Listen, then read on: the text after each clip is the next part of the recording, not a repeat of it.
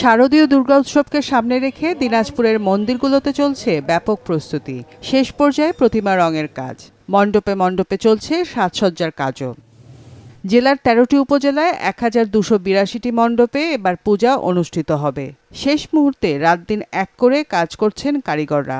আশা করা যায় যে খুব দ্রুত কাজটা ক্লিয়ার করতে পারবো। কাজ সময় লাগতেছে বৃষ্টির কারণে। এই দিন রাত মিলিয়ে এখানে একসাথে কাজ করেছি, বেশি তো আর সময় নাই, এই জন্য তাড়াতাড়ি হতে মনে করি ধন্যবাদ দিতে হবে।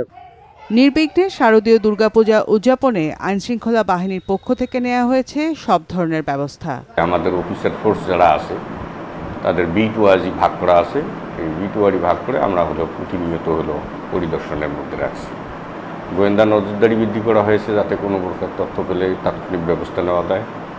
আমরা পূজা মণ্ডপগুলিকে ম্যাপ আকারে নিয়েছি, যেগুলোতে কোন এলাকায় কতটুকু কাঁচা বা পাকা বিদ্যুৎ আছে কি নাই এই বিষয়গুলো আমরা সন্নিবেশিত করেছি যাতে দ্রুত আমরা রেসপন্স করতে পারি।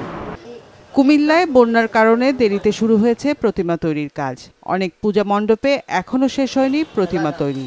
এবার প্রতিমা বেচা বিক্রিও কম, জানিয়েছেন কারিগররা। ঠাকুর আমরা বানাইছি দুর্গা প্রতিমা, কিন্তু বন্যার কারণে আমরা পিছনে পড়ে গেছি। মাটির দাম বেশি, খড়ের দাম বেশি, কাঠের দাম বেশি, কারিগরের বেতন বেশি, পরিবহনের ভাড়া বেশি।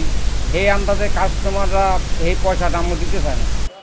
মণ্ডপগুলোতে নেওয়া হয়েছে বাড়তি নিরাপত্তা ব্যবস্থা, জানিয়েছেন জেলা প্রশাসক। পুলিশ, আনসার সহ যে নিরাপত্তা ব্যবস্থা নেওয়া সেটা তো আমরা নিয়েছি। পাশাপাশি আমরা প্রত্যেকটা পূজা মণ্ডপে স্বেচ্ছাসেবক নিয়োগ করে যেন তারা নিজেরাও অতিরিক্ত নিরাপত্তার ব্যবস্থা করতে পারে সেদিকটা আমরা খেয়াল রাখছি। এবছর কুমিল্লায় ৭৯৬টি মণ্ডপে পূজা উদযাপনের কথা রয়েছে। রওশন জাহান মিষ্টি, মাছরাঙা নিউজ ডেস্ক।